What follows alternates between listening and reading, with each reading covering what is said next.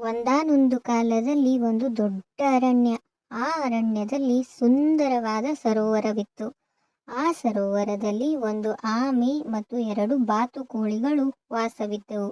ಆ 3 ಗೆಳೆಯರು ದಿನವಿಡೀ ಆಟವಾಡುತ್ತಾ ಮಾತನಾಡುತ್ತಾ ತುಂಬಾ ಸಂತೋಷದಿಂದ ಕಾಲ ಕಳೆಯುತ್ತಿದ್ದವು. ಹೀಗೆ ದಿನಗಳು ಕಳೆಯುತ್ತಿದ್ದಂತೆಯೇ ಬೇಸಿಗೆ ಕಾಲ ಆರಂಭವಾಯಿತು. ನೀರಿನ ಮೂಲಗಳಾದ ನದಿ, ಸಮುದ್ರ, ಬಾವಿ ಮತ್ತು ಸರೋವರಗಳು ಬತ್ತಲಾರಂಭಿಸಿದವು. ಆಗ ಬಾತುಕೋಳಿಗಳಿಗೆ ಚಿಂತೆಯಾಯಿತು.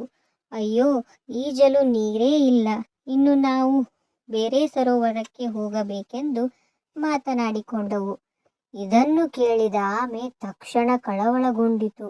ನಾನು ಹೇಗೆ ಹೋಗಲಿ?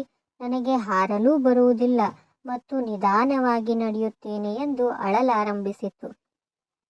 ಇದನ್ನ ನೋಡಿದ ಬಾತುಕೋಳಿಗಳಿಗೆ ಉಪಾಯವೊಂದು ಹೊಳೆಯಿತು. 2 ಬಾತುಕೋಳಿಗಳು ತಮ್ಮ ಕೊಕ್ಕಿನಲ್ಲಿ ಕೋಲನ್ನ ಹಿಡಿದವು ಮತ್ತು ಆಮೆಗೆ ಆ ಕೊಕ್ಕಿನ ಮಧ್ಯಭಾಗವನ್ನ ಕಚ್ಚಿ ಹಿಡಿಯಲು ಹೇಳಿದವು. ಒಂದು ಮುಖ್ಯವಾದ ಮಾತು, ಆಮೆ, ನೀನು ಏನನ್ನೂ ಮಾತನಾಡಬಾರದು. ಮಾತನಾಡಿದರೆ ಕೆಳಗೆ ಬಿದ್ದು ಬಿಡುತ್ತೀಯಾ ಎಂದು ಎಚ್ಚರಿಸಿದವು. ಇದಕ್ಕೆ ಆಮೆ ಒಪ್ಪಿಕೊಂಡಿತು.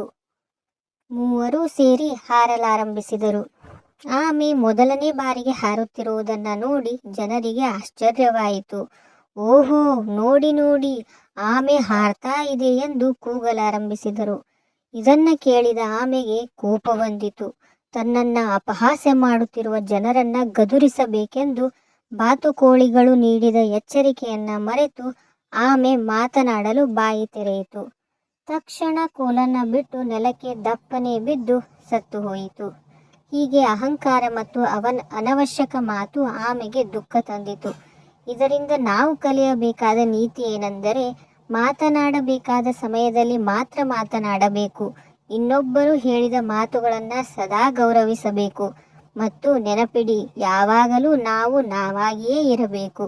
ಇಂತಹ ಹೆಚ್ಚಿನ ಕಥೆಗಳಿಗಾಗಿ ನಮ್ಮ ಚಾನಲನ್ನು ಸಬ್ಸ್ಕ್ರೈಬ್ ಮಾಡಿ. ಧನ್ಯವಾದ.